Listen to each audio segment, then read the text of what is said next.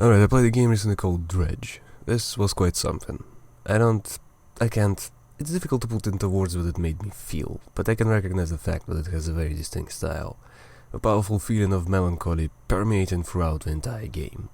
This is an experience that reminded me of The Darkest Dungeon, although without completely unfair nonsense during combat and offering some fishing instead. I'd recommend it, although the price is definitely high. For how short it is. What is it about? The sea.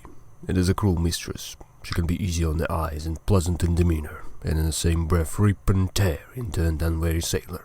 In this dark, forgotten archipelago, not many can make it, for all of them are bound to these mysterious and dangerous waters. This is the place for a lone fisherman without a past to step in and work toward a future full of hope or despair. It's a fishing simulator, y'all. Many games and sailing, but there's an undercurrent of something darker afoot. What did I like? Strangely enough, fishing. It felt simple enough to be enjoyable, but it wasn't just boring old style of sitting there and waiting for something to happen. Many games do that. Not the case here. It's a lot more about exploration and figuring out what location has what kind of fish. As many people and quests need only a specific one. All the while, some birds can nick those, parasites slither into the boat and infest them, or something dangerous can bump into the night and, well, one thinks they are safe. Generally, I'm very much not a fan of this activity in games, so the fact that I liked it, it's definitely worthy of praise. Second, and much more important, that's the atmosphere. The world is dark, it's cold, and there are only a handful of people who are neither warm nor cuddly. That style reminds me of Dishonored, while the world itself is similar to The Darkest Dungeon. People are afraid they are lost, some seek escape, while others lock themselves up hiding from whatever is out there. And the player is supposed to venture into a world like that. This constant fear and anxiety is just beautiful in its own way. The story is definitely a strong point here, but it's delivered in a subtle way. Nobody spouts exposition, and it's all done through little tidbits from individual characters. Or through cryptic nonsense some panic-riddled brain would say, leaving the player to draw their own conclusions. The ending is also something I didn't see coming, although in hindsight it was pretty obvious.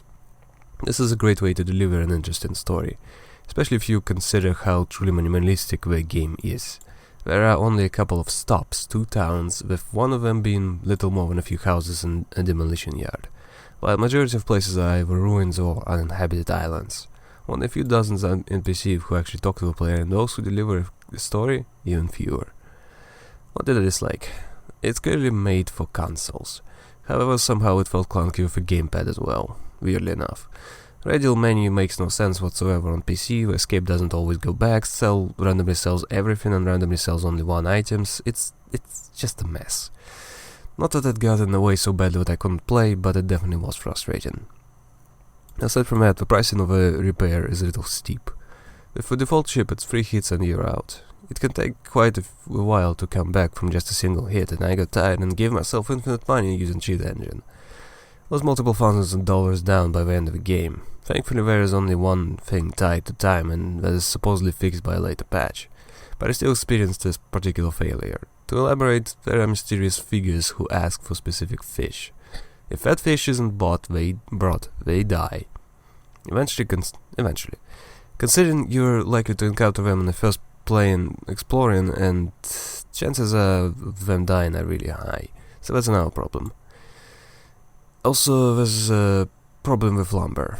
For whatever reason, upgrading a metal ship and its parts takes a huge amount of planks, yet the game spawns only a handful of nodes where those can be dredged. Metal is both more common and runs out slower. I don't get how that makes sense, but I was constantly struggling trying to find wood anywhere in the world, while I had stacks of both cloth and metal in my stash. Actually, general resources feel pretty unbalanced, as I finished the game and wasn't even done with half of the research. Also, I've never even touched some of the fish, as nobody really needed it, and I'd rather get something closer to an NPC who can buy it. And there are special corrupted fish which are, by the looks of it, just there to be there. I.e., someone just wanted to come up with all these crazy ideas for all the strange mutations a fish could get.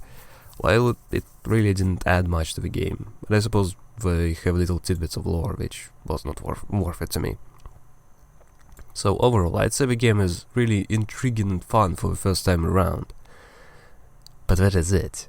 I don't see myself ever replaying this, or just hanging around for a round of fishing.